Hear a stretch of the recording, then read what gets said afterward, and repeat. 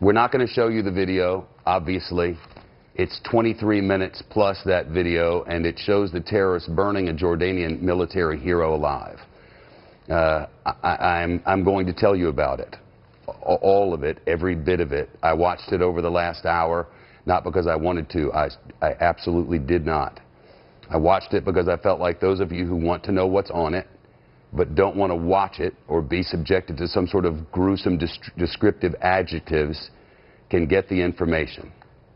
Most of the video is a build-up to the murder. If you don't want to know about it, I suggest you mute the TV for about the next 5 or 6 minutes, or go away for that long.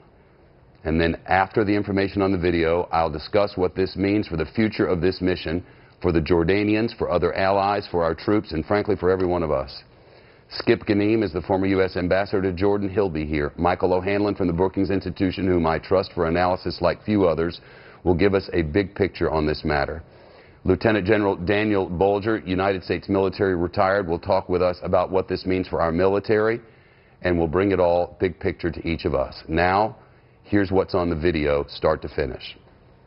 It begins with the Jordanian King Abdullah talking to Charlie Rose of CBS News and PBS. They're in an interview setting. And the king says to Charlie Rose that he asked his pilots who wants to help out with the fight against ISIS. And he said all of them raised their hands.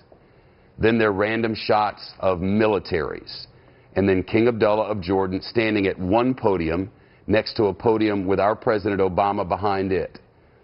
And then the King of Jordan asked for a global coalition to fight against ISIS. Now, this is really highly produced throughout. I mean, I've been looking at highly produced videos all my life.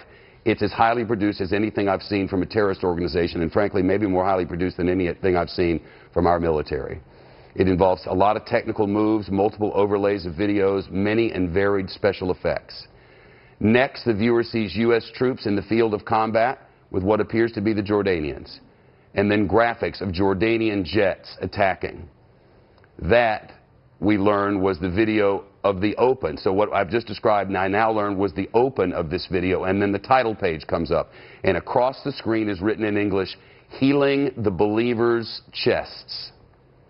Then the video begins again, with various news reports of Jordanian jets flying, a look at a crash scene, presumably of the now murdered Jordanian pilot's jet, and then the video of the pilot in an orange jumpsuit.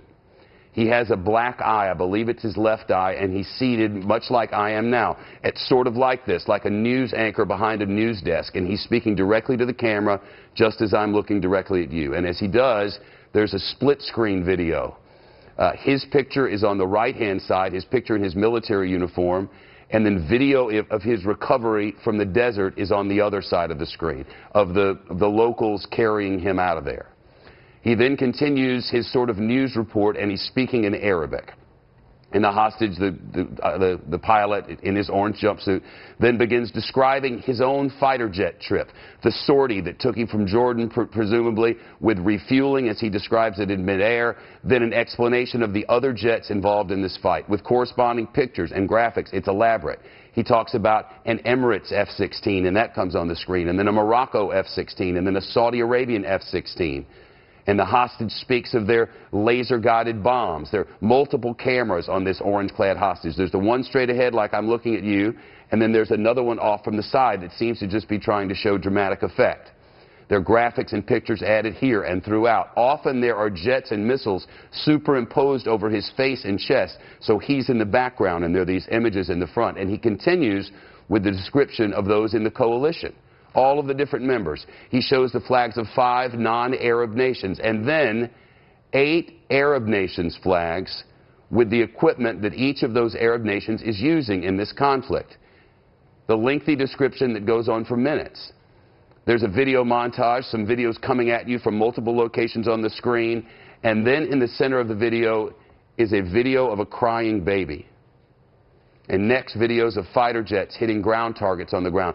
Think of the videos that our Pentagon releases in wartime. Black and white, no color in them, with targets being hit in the desert, right? And then you see various images of injured men and children. Some appear severely burned. Others appear to be deceased. And there are digital effects depicting flames over the screen. And now a scene change of sorts. And the Jordanian pilot is in a different setting. He's in an orange jumpsuit now, but he's walking this time.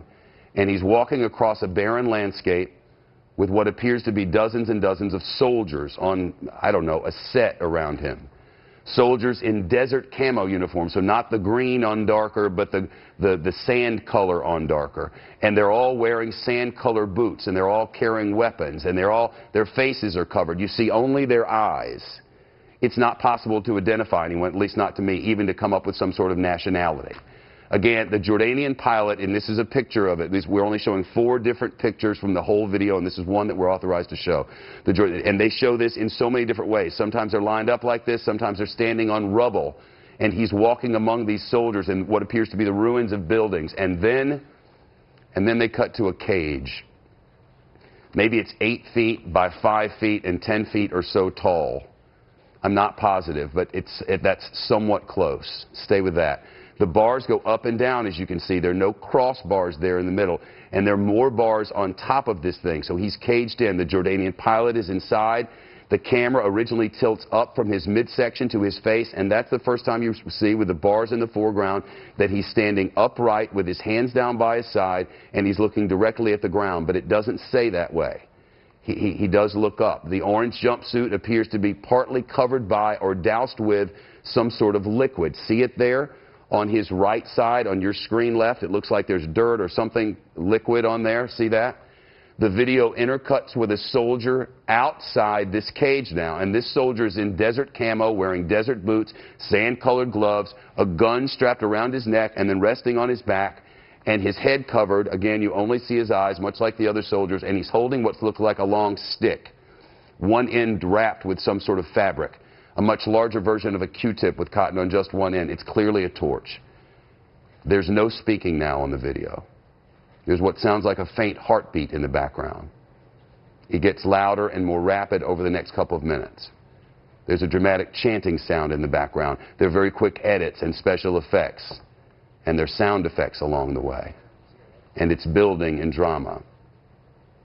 And then the screen goes to black. And not just for that long, but for a few seconds. And the next image is that of the same uniformed man I described earlier, holding the same torch. You hear the sound effect of a lighter, and the torch is lit. Then there's some special effects, and the torch is moved from high to low, from this area to reach down and touch a trail of something that is clearly flammable on the ground. It looks like a long trail of sand, and that line of sand stretches from that torch to the cage that contains the hostage Jordanian pilot. And once that line of sand is lit, it burns like a fuse. It's a number of feet long. Because of the edits, I couldn't give you a description of how long. But eventually, with dramatic effect, that fuse burns to the edge of the cage.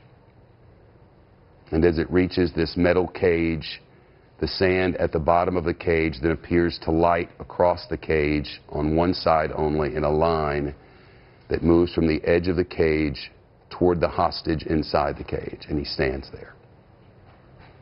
And he's in his orange jumpsuit, and he's standing upright like you just saw, and he's looking ahead. And first the flames touch the hostage's pants, and they catch fire. And then it moves up and it ignites his shirt. The hostage, the pilot we know, begins to jump around in the cage. He flails his hands about shoulder high, then soon he covers his face with his hands. He's on fire, every bit of him. At this point, there's canned music and chanting in the background and screaming, which sounds like it's edited in, not like it's part of the images on the screen. The pilot, with his face covered with his hands, begins to walk around the small cage. Every part of him is on fire.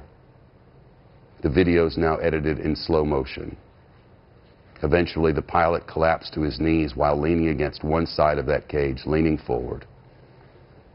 Finally, he appears to grab the cage bars with his hands. Then he collapses to the ground, still against the cage bars, into what I'd probably describe best as a fetal position.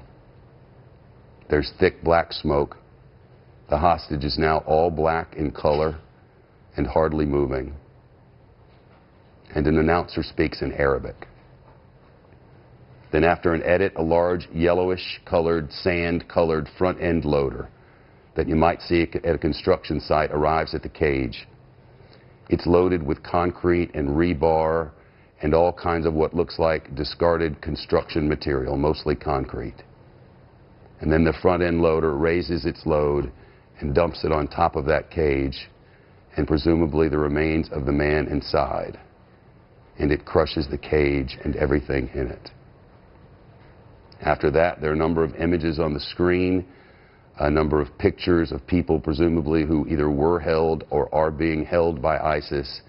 Then the video closes as it opens with a number of credits, like you might see Lionsgate or 21st Century at the beginning, and then it would go to another credit, and it did that at the end. It was a video of the burning alive of a human being, a ratcheting up of the rhetoric. And the question now is, why have they done it in this way? Why have they taken all this time to do it? What is the next step for the Jordanians? What does this mean for our military? And what does this portend for the rest of this struggle? And maybe therein lies some of those answers. Hopefully soon we'll hear from Jordan. We've heard some from them, and it's important, and we'll get to it.